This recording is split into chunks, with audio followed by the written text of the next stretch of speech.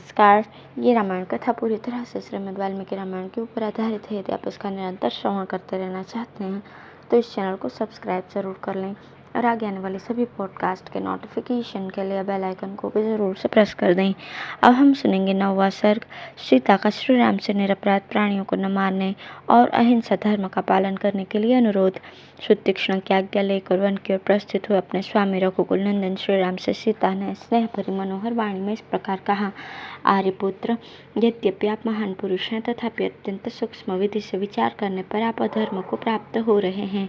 आप काम जनित व्यसन से आप सर्वथा निवृत्त हैं, तब यहाँ इस अधर्म से भी बच सकते हैं। इस जगत में काम से उत्पन्न होने वाले 3 ही व्यसन होते हैं। मिथ्या भाषण बहुत बड़ा व्यसन है, किंतु उससे भी भारी 2 व्यसन और हैं, पर स्त्री गमन और बिना वैर के ही दूसरों के प्रति क्रूरतापूर्ण बर्ताव। इनमें से मिथ्या भाषण रूप व्यसन तो न आप में कभी हुआ है और न आगे होगा, पर स्त्री विषय का अभिलाषा तो आपको हो ही कैसे सकती है।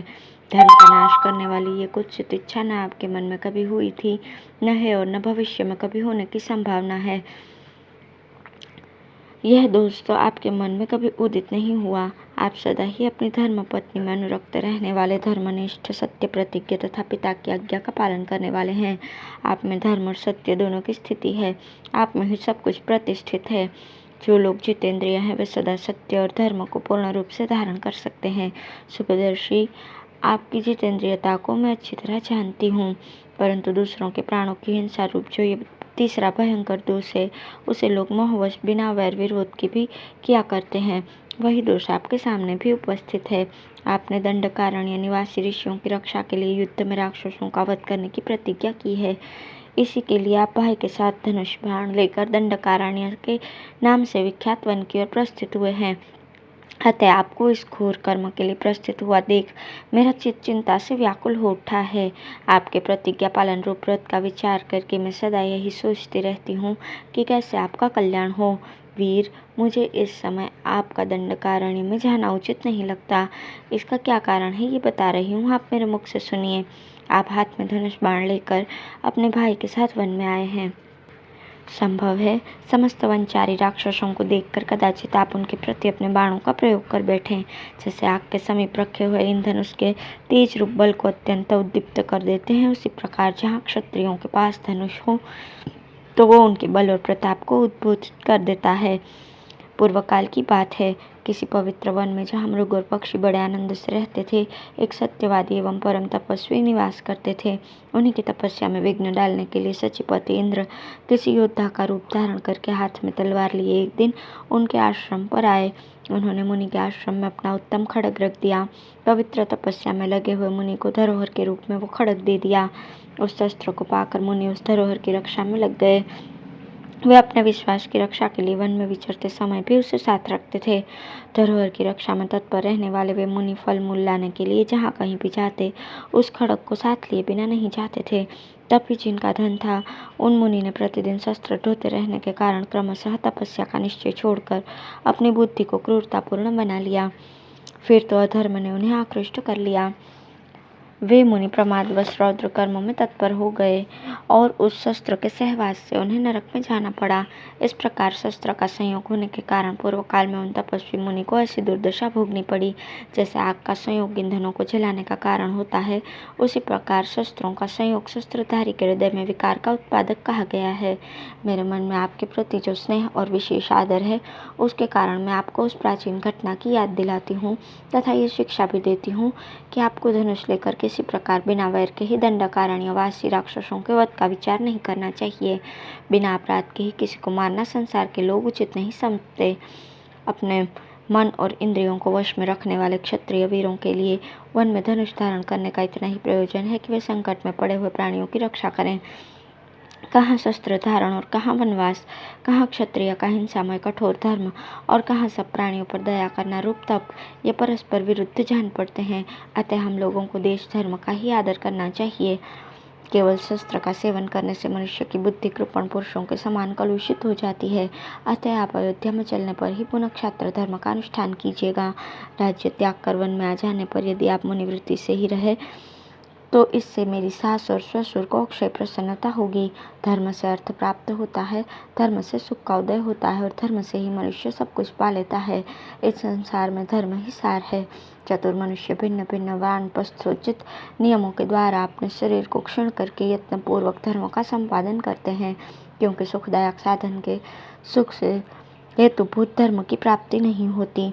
प्रतिदिन शुद्ध चित्त होकर तपोवन में धर्म का अनुष्ठान कीजिए। त्रिलोकी में जो कुछ भी है आपको तो वो सब कुछ यथार्थ रूप से विदित ही है। मैंने नारी जाति की स्वाभाविक चपलता के कारण ही आपकी सेवा में ये बातें निवेदन कर दी है। वास्तव में आपको धर्म का उपदेश करने में कौन समर्थ है?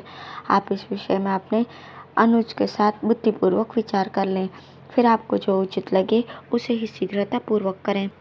अब है श्री राम का ऋषियों की रक्षा के लिए राक्षसों के वध के निमित्त की हुई प्रतिज्ञा के पालन पर दृढ़ रहने का विचार प्रकट करना। अपने स्वामी के प्रति भक्ति रखने वाली विदेह कुमारी सीता की कही हुई ये बात सुनकर सदा धर्म में स्थित रहने वाले श्री रामचंद्र जी ने जानकी को इस प्रकार उत्तर दिया। देवी, धर्म को जानने वाली, तुम्हारा मेरे ऊपर स्नेह है, इसलिए तुमने मेरे हित की बात कही। क्षत्रियों के कुल धर्म का उपदेश करती हुई तुमने जो कुछ कहा है वो तुम्हारे ही योग्य है। मैं तुम्हें क्या उत्तर दूं? तुमने ही पहले ये बात कही है कि क्षत्रिय लोग इसलिए धनुष धारण करते हैं कि किसी को दुखी होकर हाहाकार न करना पड़े। दंडकारण्य में रहकर कठोर व्रत का पालन करने वाले वे मुनि बहुत दुखी हैं, इसलिए मुझे शरणागत वत्सल जानकर वे स्वयं मेरे पास आए और शरणागत हुए। सीते, सदा ही वन में रहकर फल मूल का आहार करने वाले वे मुनि इन क्रूर कर्मा राक्षसों के कारण कभी सुख नहीं पाते हैं। मनुष्यों के मांस से जीवन निर्वाह करने वाले ये भयानक राक्षस उन्हें मारकर खा जाते हैं। उन राक्षसों के ग्रास बने हुए वे दंडकारण्यवासी द्विजश्रेष्ठ मुनि हम लोगों के पास आकर मुझसे बोले, प्रभु हम पर अनुग्रह कीजिए। उनके मुख से निकली हुई इस प्रकार रक्षा की पुकार सुनकर और उनकी आज्ञा पालन रूप सेवा का विचार मन में लेकर मैंने उनसे ये बात कही। महर्षियों, आप जैसे ब्राह्मणों की सेवा में मुझे स्वयं ही उपस्थित होना चाहिए था, परंतु आप स्वयं ही अपनी रक्षा के लिए मेरे पास आए, ये मेरे लिए अनुपम लज्जा की बात है। अतः आप प्रसन्न हो, बताइए मैं आप लोगों की क्या सेवा करूं? यह बात मैंने उन ब्राह्मणों के सामने कही। तब उन सभी ने मिलकर अपना मनोभाव इन वचनों में प्रकट किया। श्री राम, दंडकारण्य में इच्छानुसार रूप धारण करने वाले बहुत से राक्षस रहते हैं, उनसे हमें बड़ा कष्ट पहुंच रहा है, अतः वहां उनके भय से आप हमारी रक्षा करें। अग्निहोत्र का समय आने पर तथा पर्व के अवसरों पर ये अत्यंत दुर्घर्ष मांसभोजी राक्षस हमें धर दबाते हैं। राक्षसों द्वारा आक्रांत होने वाले हम तपस्वी तापस सदा आपके लिए कोई आश्रय ढूंढते रहते हैं, अतः आप ही हमारे परम आश्रय हों। यद्यपि हम तपस्या के प्रभाव से इच्छानुसार इन राक्षसों का वध करने में समर्थ हैं, तथापि चिरकाल से उपार्जित किए हुए तप को खंडित करना नहीं चाहते हैं, क्योंकि तप में सदा ही बहुत से विघ्न आते रहते हैं तथा इसका संपादन बहुत ही कठिन होता है। यही कारण है कि राक्षसों के ग्रास बन जाने पर भी हम उन्हें श्राप नहीं देते। इसलिए दंडकारण्यवासी निशाचरों से पीड़ित हुए हम तापसों की भाई सहित आप रक्षा करें, क्योंकि इस वन में अब आप ही हमारे रक्षक हैं। जनक नंदिनी, दंडकारण्य में ऋषियों की बात सुनकर मैंने पूर्ण रूप से उनकी रक्षा करने की प्रतिज्ञा की है। मुनियों के सामने ये प्रतिज्ञा करके अब मैं जीते जी इस प्रतिज्ञा को मिथ्या नहीं कर सकूंगा, क्योंकि सत्य का पालन मुझे सदा ही प्रिय है। सीते, मैं अपने प्राण छोड़ सकता हूँ, तुम्हारा और लक्ष्मण का भी परित्याग कर सकता हूँ, किंतु अपनी प्रतिज्ञा को, विशेषतः ब्राह्मणों के लिए की गई प्रतिज्ञा को मैं कदापि नहीं तोड़ सकता। इसलिए ऋषियों की रक्षा करना मेरे लिए आवश्यक कर्तव्य है। ऋषियों के बिना कहे ही मुझे उनकी रक्षा करनी चाहिए थी। फिर जब उन्होंने स्वयं कहा और मैंने प्रतिज्ञा भी कर ली, तब अब उनकी रक्षा से कैसे मुख मोड़ सकता हूँ? तुमने स्नेह और सौहार्दवश जो मुझसे ये बातें कही, इससे मैं बहुत संतुष्ट हूँ, क्योंकि जो अपना प्रिय न हो उसे कोई हितकर उपदेश नहीं देता। तुम्हारा यह कथन तुम्हारे योग्य तो है ही, तुम्हारे कुल के भी सर्वथा अनुरूप है। तुम मेरी सहधर्मिणी हो और मुझे प्राणों से भी बढ़कर प्रिय हो। महात्मा श्री रामचंद्र जी अपनी प्रिया मिथिलेश कुमारी सीता से सवचन कहकर हाथ में धनुष लेकर लक्ष्मण के साथ रमणीय तपोवनों में विचरण करने लगे। इस प्रकार श्री वाल्मीकि निर्मित रामायण आदि काव्य के अरण्य कांड में 10वां सर्ग पूर्ण हुआ। धन्यवाद।